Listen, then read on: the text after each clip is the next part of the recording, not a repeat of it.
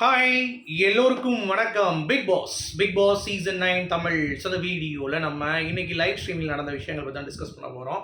So வீடியோக்குள்ளே போகிறதுக்கு முன்னாடி சேனலுக்கு சப்ஸ்கிரைப் பண்ணிக்கோங்க, வீடியோவை மறக்காமல் ஒரு லைக் பண்ணிக்கோங்க. இப்போ நம்ம வீடியோக்குள்ளே கண்டிப்பாக போகலாம். ஸோ இன்னைக்கு லைவ் ஸ்ட்ரீமிங் பார்த்தீங்கன்னா எல்லாமே பைத்தியமாக இருக்குது அப்படிங்கிறது ஒரு பக்கம் இருந்தாலும் சில பேர் ஒரு மிஸ்இன்டர்பிரேஷன் பண்ணுறாங்க அப்படிங்கிறது பார்க்க முடியுது. அதாவது மிஸ்இன்டர்பிரட்டேஷன்னா என்ன அப்படின்னு பார்த்தீங்கன்னா, ஒரு விஷயம் நமக்கு தோணும். ஆனால் அதை தப்பாக தோணி அதை கன்வின்சிங்காக பண்ணுறது அப்படிங்கிறது ஒன்று இருக்குல்ல, அதுதான் நான் சொல்கிறேன். அந்த மாதிரி நிறைய விஷயங்கள் நடந்திருக்கு. இந்த ரிவ்யூவரை நாயின்னு சொன்ன ஒரு தற்குறி நம்ம கலை அகோரி பைய அவன் பார்த்தீங்கன்னா இன்றைக்கி ஒரு எச்சதானம் பண்ணியிருக்கான் அப்படிங்கிறது பார்க்க முடியுது. இன்னொரு பக்கம் அவனுக்கு வெளியே அவ்வளோ லட்சக்கணக்கான ஃபாலோவர்ஸ் கியூடி நிற்கிற மாதிரியும், அப்புறம் என்ன மைத்துக்கடா நீ உள்ளே வந்த அப்படின்ற மாதிரியும் ஒரு விஷயம் பேச வேண்டியிருக்கு. அடுத்து இந்த ரம்யாவோட ஒரிஜினல் முகம் எப்பயோ தெரிஞ்சு போச்சு, சரியா அப்படின்ற மாதிரிலாம் கூப்பிட்டு இருந்தால, இப்போ திவாகர் அப்நார்மல் அப்படின்றத ஒன்று சொன்னதை மென்டல் நினச்சிட்டா. அவள் தான் மென்டலு, நீ என்னடா டே நார்மல் அப்நார்மல்னா நார்மலாக பண்ணுறவங்களோட இது கொஞ்சம் வித்தியாசமாக இருக்கான், அதான் அப்நார்மல் அர்த்தம். மென்டல்னா பைத்தியக்காரன்டா. இந்த ஒரு டிஃப்ரென்சியேஷன் உங்களுக்கு புரியலன்னா நீங்கள் என்ன இதுக்கு கேம் ஆட வந்திருக்கீங்க அப்படிங்கிறதே புரியல. அடுத்து இந்த பார்வதி, அப்புறம் நம்ம திவாகர், அதுக்கடுத்து நம்ம கலை 3 பேர் சேர்ந்துட்டு என்னமோ இவங்க தான் இந்த ஷோவை எடுத்துகிட்டு போகிற மாதிரி. ரைட்டு, அது திவாகரும் பார்வதி சொன்னால் கூட ஓரளவுக்கு நான் ஏற்றுப்பேன். இந்த நாய் தற்குறி கலை அரசன் என்னத்தை பிடுங்கினா அப்படின்ட்டு அவன் மார்க்கெட்டிட்டு இருக்கான் அப்படிங்கிறது தெரில. அவன் ஒரு எச்சத்தனம் பண்ணாங்கனால அதையும் பேச போகிறான். அப்புறம் இந்த சபரியோடைய ஓவர் நடிப்பு, டேய் அவார்டா விடுதுறானுங்க உனக்கு ஆஸ்கார் அவார்டு அப்படின்ற மாதிரி தான் இருக்குது. ஸோ அதை பற்றியும் நம்ம பார்க்க போகிறோம். ஸோ டோட்டலாக இவ்வளோ டாபிக் இந்த வீடியோவில் நம்ம டிஸ்கஸ் பண்ண போகிறோம். ஸோ வீடியோக்குள்ளே போகிறதுக்கு முன்னாடி நான் ஏற்கனவே சொன்ன மாதிரி லைக்கு மறந்துடாமல் பண்ணிடுங்க, சப்ஸ்கிரைபை பண்ணிடுங்க. இப்போ வீடியோக்குள்ளே போகலாமா? ரைட், முதல்ல இந்த ரம்யா பற்றி வருவோம். இந்த ரம்யாவுடைய கேரக்டர் அப்படிங்கிறது பார்த்தீங்கன்னா நாளுக்கு நாள் அவளுடைய முகம் அப்படிங்கிறது வெளியே வந்துருச்சு. கெமியை பார்த்துட்டு இப்படிலாம் ட்ரெஸ் பண்ணுவியான்னு கேட்குறா. நீ ட்ரெஸ் எப்படி ஆடலும் பாடலும் பண்ணங்கிறது உலகமே பார்த்துச்சு. நீ ஏன் ஒரு என்ன சொல்கிறது, எப்படி சொல்கிறது, ஒரு சொல் கரெக்டாக நீ சொன்னா அதுக்கேற்ற மாதிரி இருக்கவே மாட்டேற. திவாகரை போட்டு அந்த அடி அடித்து கேவலப்படுத்தி வாயை பேசி வீடியோஸ்லாம் வருது, இப்போ பார்த்துட்டு தான் இருக்கும். கூப்பிட்றது எவனையாவது தூக்கி கிட்டுறது, அங்கேயே கேவலப்பட்ட வார்த்தையில் பேசுகிறது, இந்த மாதிரி சீப்பான கேரக்டர் தான் நீ. ஒன்றை பிக் பாஸ்குள்ளே எடுத்ததே ஒரு கேவலம்.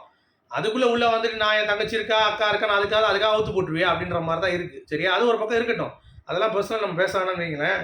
என்ன பேச வேணாம் எல்லாத்தையும் பேசிட்டேன்றியா, வேறு என்ன பண்ணுறது? ஓகே, இப்போ அதுக்கடுத்து திவாகர் எடுத்துப்போம். திவாகர் உள்ளே அப்நார்மல் இருக்கான். எனக்கு கமுதி எனக்கு அப்படி தான் தெரியுது. எனக்கும் நான் நார்மலாகவே இல்லை, தன்னை பெரிய ஹீரோவாக பெரிய இது மாதிரி நினச்சிட்டு இருக்கான் கமுதின்னு. அதை திவாகர் அலமையாக எக்ஸ்போஸ் பண்ணார். திவாகர் பொறுத்த வரைக்கும் இன்னைக்கு அந்த 60 நாள் நான் இருக்க போகிறேன், கமுதின் தான் வெளியே போவான் அப்படின்றதெல்லாம் கணிச்சதெல்லாம் சூப்பர். அதெல்லாம் வாய்ப்பே கிடையாது. செம்ம ஒரு பாயிண்ட் தான், அதில் எந்த ஒரு மாற்று கருத்தும் இல்லை. ஆனால் அவர் சொல்லி முடிச்சுட்டு வந்த பிறகு அந்த மாதிரி பண்ணி காட்டுறாங்களாம் திவாகர் மாதிரி.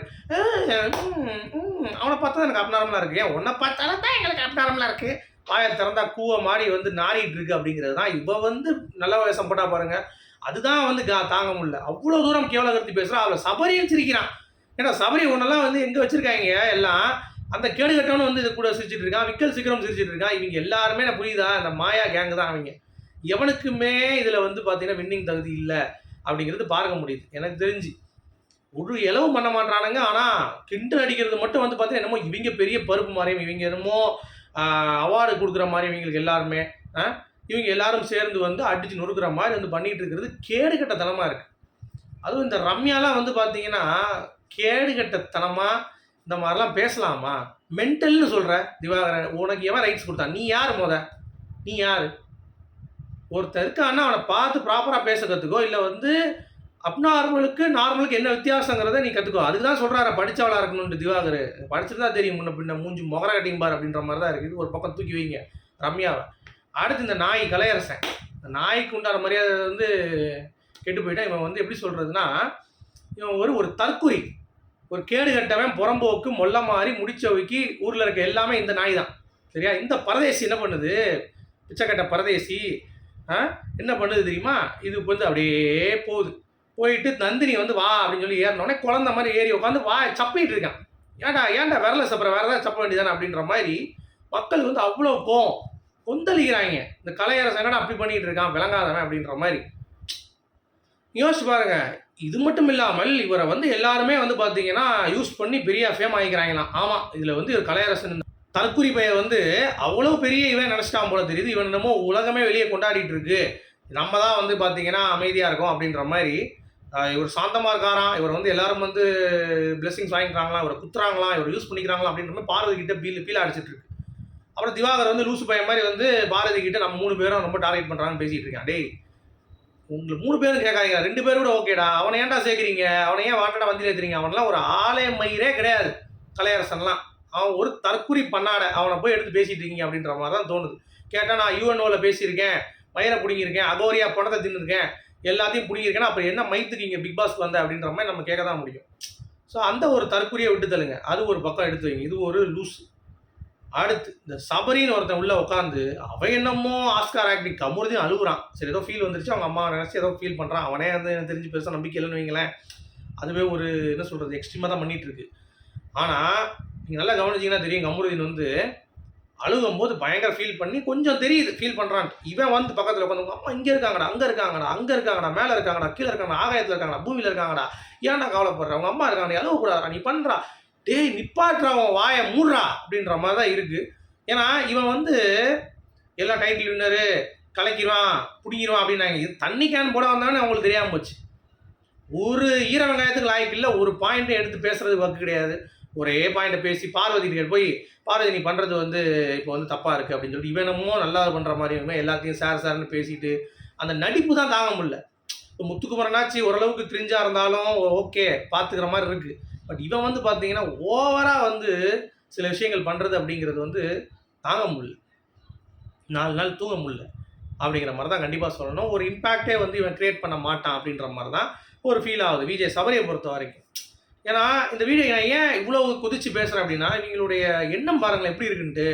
அதாவது இதையும் நம்மளை ரிவ்யூ பண்ண வைக்கிறாங்க இந்த பிக் பாஸ் டீம் அப்படிங்கிறப்ப, இந்த கண்டஸ்டனோட செலெக்ஷன் அப்படிங்கிறது நார்மலாக நானே சொல்லியிருக்கேன். விஜய் டிவி ஆர்டிஸ்ட்லாம் ஆனால் ஏதாவது சோஷியல் மீடியா எடுத்து போடுங்க. இந்த மாதிரி தயவு செஞ்சு சொல்கிறேன், விஜய் டிவி கண்டஸ்டனே நீங்கள் எடுத்துருங்க. சோஷியல் மீடியா வந்து எந்த நாயும் வேணாம். என்ன கூட சொல்கிறேன், வேண்டவே வேண்டான்றேன். அவங்களுக்கு அந்த ஷோ ரன் பண்ணுறதுக்கு தகுதியும் கிடையாது, அந்த பேசிக்கான அறிவும் கிடையாது அப்படிங்கிறது பார்க்க முடியுது. விஜய் டிவி ஆர்டிஸ்டாக அவனாச்சும் கொஞ்சம் பர்சனாலிட்டியாக இருப்பான், ஏதோ ஒன்று பண்ணிட்டு இருப்பான், கொஞ்சம் நடிக்க தெரியும் அவனுக்கு அப்படின்றதுனால அழகாக தெரியுது. இவங்கள கண் கூட பார்க்கவே முடியல சார், தயவு செஞ்சு விட்டுருங்க அப்படின்ற மாதிரி தான் இருக்குது. இது ஒரு பக்கம் இருக்கட்டும். அடுத்து திவாகர் அவர்களுடைய இது கம்ப்ளைண்ட், இந்த மாதிரி யாருமே என்ன வந்து இது பண்ண மாட்டாங்க, என்ன ரெகனைஸ் பண்ண மாட்டாங்க, நான் வந்து இப்படி இருப்பேன், நான் வந்து யானை மாதிரி 100 பேர் வந்தாலும் 1000 பேர் வந்தாலும் நான் தாங்குவேன், தூங்குவேன், 4 பேர் போகும்போது மிதிப்பேன், எல்லாமே ஓகே தலைவா, நீ ஃப்ளோவில் போ. பட் நீயும் கொஞ்சம் கிரிஞ்சு தான், நிறைய விஷயங்கள் கேடுகட்டத்தனமாக தான் இருக்குது, பார்க்க முடியல. அப்படியே ஒரு டைலாக் பேசுறதெல்லாம் விருப்பாக இருக்குது. ஏன்டா இந்த பிக் பாஸ் ரிவ்யூ பண்ணுறோன்ற ஒரு ரேஞ்சுக்கு கொண்டு வந்துட்டீங்க. ஆனாலும் ஏதோ வாங்கின காசுக்கு ஏதோ ஒரு உழைப்பை போடணும்னு சொல்லி நீயாச்சும் பண்ணிகிட்டு இருக்கு அப்படிங்கிறது கொஞ்சம் ஒரு நெகிழ்ச்சியாக இருக்குது அப்படிங்கிறது தான். இந்த பிக் பாஸ் டாஸ்க்கும் கொடுக்க மாட்டான், ஒரு இளவும் கொடுக்க மாட்டான், கண்டஸ்டன்ஸோடைய மனநிலையும் புரிஞ்சிக்க மாட்டான்.